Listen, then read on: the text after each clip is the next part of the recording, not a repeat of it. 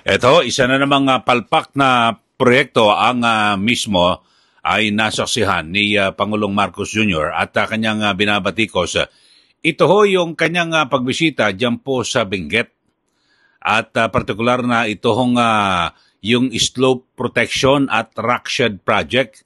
Diyan po yan sa may kahamaan ng Cannon Road sa Barangay Camp 4 at sinabi niya na ito po ay talagang sobrang kapalpakan. At dito ay parang itinapon daw po yung pera sa tubig. Nako, grabe ho ito mga kababayan at nagsagawa po ng inspeksyon mismo si BBM at tinignan niya kasi may bahagi na nag-collapse, gumuho po, no?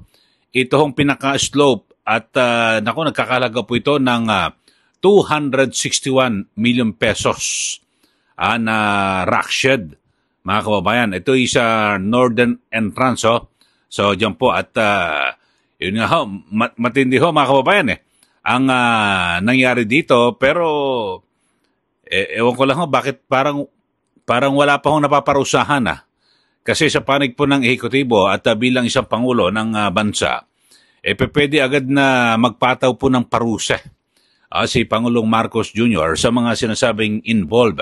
Simpleng-simple, sino ba ang nagpatupad nitong proyektong ito? Diba? DPWH. At sino naman ho mga kababayan, yung kontraktor, siguro yung kontraktor ay nagsasagawa pa naman ng investigasyon ang Senate Blue Ribbon Committee at mukhang ang TRICOM dyan po sa mababang kapulungan ng Kongreso ay mag-imbestiga rin. Tingnan nun natin. Pero siguro meron po naglian dito na dapat gawin na ho ng Pangulo. Ewan ko lang kung ano ho ba nangyari. Pakinggan muna natin ito mismo. Yung pahayag ni Pangulong Marcos Jr. at yung kanyang mga pagkakadismaya sa nangyaring proyekto. Ito I am here together with Mayor Benji Magalong to inspect some of these problematic, again, flood control projects. I think you can see for yourself na talagang hindi trinabaho ng mabuti ito. Dahil yung ginawang slope protection supposedly dito ay bumigay kagad. Sinama, pati yung slope protection na dapat na nandyan, na hindi ginawa, ay gumuho lahat ito, bumagsak dito, mabigat, nasira yung kalsada. Ngayon, nakita ngayon namin yung erosion sa ilalim ng kalsada, which is the most important part, ay wala na-erode na dahil yung ginawa nilang protection wall ay ubod ng hina, ubod ng liit. At you will see it later. You can see it there sa ilalim ng tunnel, talagang na-erode na. Dahil yung slope protection dito sa baba, sa tabi ng ilog, ay napakababa at napakahina. Kaya nung pumasok yung tubig, nung bumigat yung tubig, tangay kaagad. Kaya makita mo rito, tangay na itong lahat. This was all destroyed. Because of the landslide here, the rock slide here, and the erosion under the road. Now, the project that was supposed to take care of this cost us 260 million, more or less, 260 million. The 260 million that the government spent for this project had no effect whatsoever as to protect the slope. Parang walang ginawa. Sana hindi pareho lang. Kung hindi, wala silang tinayo, wala silang linagay na wall, wala silang linagay na riprap, wala silang linagay na slope protection, ganun din ang nangyari. Kaya ang valor ng kanilang trabaho is zero, complete zero. And here's the other thing, that's why I keep talking about economic sabotage. Ang feedback natin from the mayor and from the other the mayor of Cuba is also here.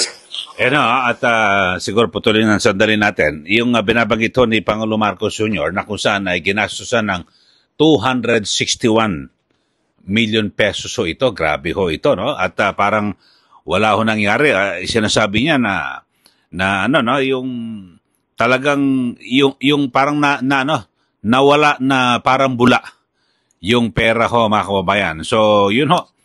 At ang talagang sinasabi, obviously, substandard. Ito, failure of engineering, oversight and planning. So, yun po ang sinasabi ho ni BBBM at ito po isang pagsasayang ng pera ng taong bayan. Pero ang inaantay ko mga kababayan kung meron siyang kakastiguhin man lang na opisyal ng DPWH na siguro ay yung talagang yung pangunahing may alam dito ho sa proyektong ito, di po ba? Alam ba yung DPWH CAR, yung Cordillera Administrative Region. Parang wala man lang ho na hindi naman ako sa nagmamagaling, pero kung ako Pangulo, ultimo roon, no? Doon, habang nandun ako, mga kababayan, sibak agad tong yung taga DPWH ng Cordillera Administrative Region o CAR. Kasi siya mismo nakakita ho, mga kababayan, di ba? Parang nung nakaraan na pumunta ho siya sa Bulacan, ay, di ba, dapat automatic ho kung sino bang nakakasakop nito ng DPWH, tanggal ka agad, sibak sa pwesto. Di po ba? So, yun ho mga kababayan at may binabanggit din ho itong si Pangulong Marcos na yung issue po ng economic sabotage, yun po yung laging madalas na ipinipilit na gawin. Dapat ho, plunder na ho kaagad. Ang ikaso nyo, Mr. President, dito ho sa mga opisyal po ng DPWH at kung sino mang kasabot ng politiko na nagpondo ho rito. Dapat ho ganon, medyo magpakita na ho kayo ng tapang at paninindigan, di po ba? May hirap po kasi na parang, di ba, sasabi mo, ito nangyari, palpak. O sige, palpak, o ano susunod? Di po ba? Yun lang naman natin ng taong bayan ito, pakinggan natin muli itong pahayag ni Pangulong Marcos habang ito pinapaliwanag niya tungkol sa economic sabotage. Ito Come join us. Halika, Mayor. Dito ka. Yung Mayor ho ng Tuba. To the Mayor, in terms of the effect on businesses, because of this, because nagsara ito, hindi na magamit ito, in terms of business, 30%, 35%, I think is the number, 35% kaagad ng kanilang hanapbuhay ay nawala dahil dito. So it is not only the damage, the physical damage that we can see, but it is also the damage to the economy. It is also the damage to the people's livelihood. Naghahanap buhay lang naman itong mga taong ito, tinanggal sa kanila 35% ng kanilang hanap buhay para ibulsa ang pera ng gobyerno. Kaya naman, hindi kayo magtataka that if there's one thing, I will not leave this office until I fix this. This is it. This is one of those things. So, very, very clear. Here we go again. Pang lima na yata nating inspeksyon ito. And it's always the same. Now, we will go to the next site. Yun naman, Okay, so yun ho mga kababayan. Kaya sinasabi niya, economic sabotage dahil sa may mga naapektuhan na hanap buhay ng ating mga kababayan doon dahil sa pangyayari. Pero ako, Mr. President, dapat pakasuhan nyo na ng plunder. Okay, kung sino man ho yung contractor niyan. At ganyan din po, ito hong, kasi meron na ho kayo, mas sapat na ho na ebidensya yan Kasi alam niyo po sa Senado, yung kanilang ginagawang investigasyon, halimbawa ng Senate Blue Ribbon Committee, ay in aid of legislation. Di po ba siguro yung mga maimbitahan doon na contractor, wala pa hong matibay na ebidensya kasi magre-recommenda lang naman ang Senado sa korte at kung ano ang dapat na isang pangkaso. Hindi ho hindi ho ang Senado ang maghahatol. Di po ba? So sana po yun ho ang gawin kaagad ng ating Pangulo para magsilbing babalaan na ho sa lahat. Ito pa, meron pa yung sa Rockshed. Alam nyo, di ba, makikita siguro kung pupunta ho kayo dyan sa Baguio. At, di ba, makikita nyo yung parang pinakagilid ho ng bundok. Halimbawa, dyan po sa may Cannon Road. Yung parang may mga net. Yung sa rock netting na project ko yan. Ito, may binabagit doon siya. Mukhang sablay din ho. Ito, pakinggan ho natin. Dahil sabi niya ho, sobra, overpriced daw ho. At alam niya ho, yung supplier daw, nasa 3,000. Pero ang siningil po, at ipinatong, nasa 12,000 ho, tongpats. So yung from 3,000 ay naging 12,000. So talagang matindi ho, pinagkakwartahan. Ito, pakinggan huli natin mga kababayan. At itong komentaryo natin ay base po ito sa ambush interview kay Pangulong Marcos Jr. nang siya po ay magsagawa ng inspeksyon diyan po sa may Tuba, Benguet. Nakita niya ho mismo, di po ba? Ito hong mga proyekto. Kaya lang, nainip na ho ako, puro inspeksyon Wala pa hong kinakasuhan. Sa mga bago lang po sa ating channel, huwag niyo pong kalimutan na mag-subscribe at i-like at i-share. Ito, pakinggan natin ulit. Ito si Pangulo Marcos. Kasi mukhang mahaba-haba na interview sa kanya. Wala pa ako narinig Nakakasuhan man lang ng plunder. Ito pong mga sangkot dito. Ito Rock netting. Yung tinatawag na rock netting. Kung makita ninyo, may mga netting na dinalagay sa Unang-una, because napaka-notorious ng rock netting as corruption, pinagbawal na ang rock netting. So, pero ginawa pa rin. Pinagbawal na yan Pero ginawa pa rin. Bukod pa doon, kilala ko ang supplier ng rock netting. Ang presyo ng rock netting is 3,200 pesos. Ang chinarge sa gobyerno is more than 12,000 pesos. So times 4. Times 4. So 75% ng kontrata kinikback. So that's the situation we are facing. Kaya't malala ito. The other item. Ayan sinasabi niya, malala raw talaga at kinikback. Pero sana bilisan niyo ho yung paghahain ng kaso. At siguro yung habang inihanda, ipina-file yung kaso. O habang inaayos yung mga ebidensya, wala bang sibakan na mangyayari? Diyan po sa CAR, DPWH CAR. Yun po inaantay ko Kasi ako bilang isang taxpayer, siguro sa ating mga taga-panood dito po sa ating channel, tayo naman po lahat nagbabayad ng buwis. Every mo, 261 million, parang ipinaanod mo lang sa tubig at ito po'y pinatabunan sa lupa. Dahil sa ngayon, mas lalong lumalaho ang problema. Di po ba? Kapag inayos nga rito, sabi ho ni BBM ay maaaring umabot ng 500 million pesos. So, madodoble pa ho ang gastos. Diyos ko pong buhay ito.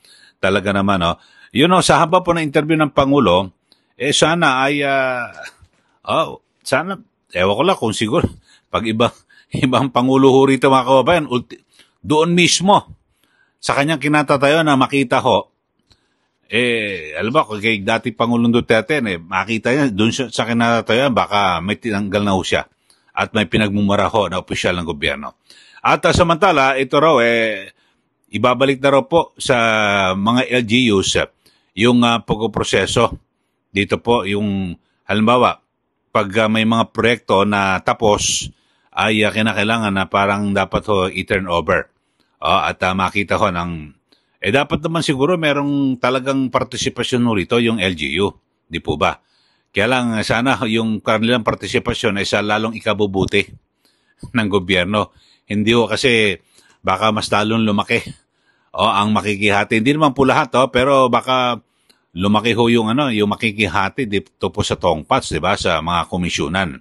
Sana po, ang pagbabalik ho dito sa magiging gampanin ng local government units sa pagpaplano at pag-execute ng mga infrastructure projects kasama po ang DPWH, sana po para po sa kabutihan. Kasi baka, alam niyo naman, hindi naman ho lahat, at hindi ko nilalahat ng mga mayor, politiko rin ho yan, mga kababayan, at lalo't pag malapit na po eleksyon, kailangan po sila ng pondo para sa kampanya, sana po itong balakin ho ni Pangulong Marcos Jr.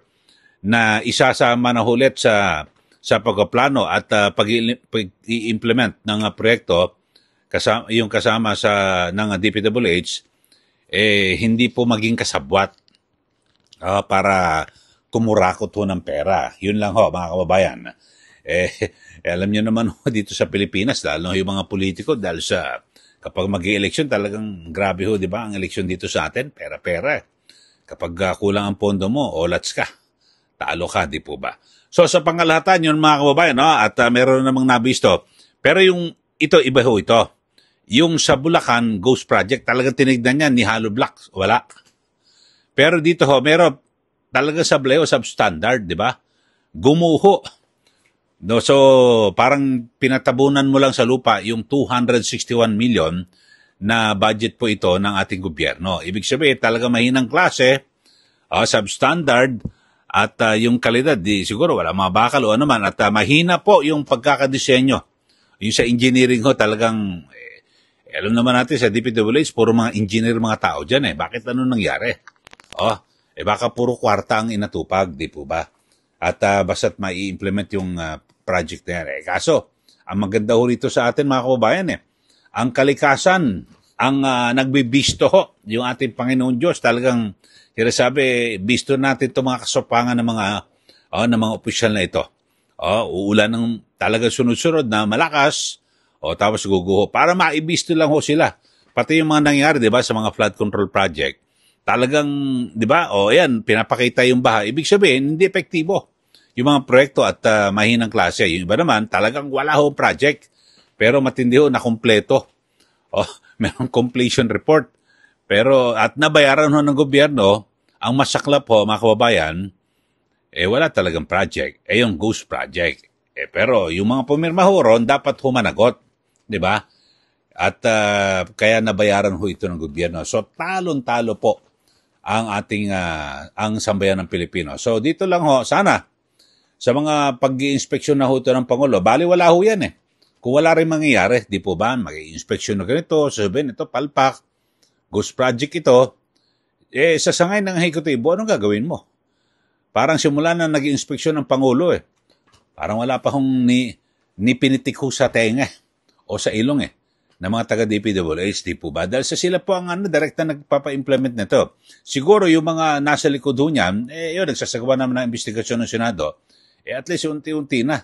Maubaran naman yan, yung mga maskara ng mga sangkot na politiko dito ho sa project na ito. Pero, ang pinakamatindi ho, sana ngayon ando na may ebidensya na. Tanggal, suspendido, tapos kasuhan, karamihan naman ho mga kababayan, kung regular di proseso madali. Kasi may ebidensya. Gumuho ang proyekto. DPWH ang nagsusupervise, di po ba? Okay, so maraming salamat po sa ating mga suki, ating mga taga-subaybay dito po sa ating YouTube channel. At ulitin ko, pakisubscribe po at i-like at i-share. Muli, ito po si Ka Eli. Magandang araw po sa ating lahat.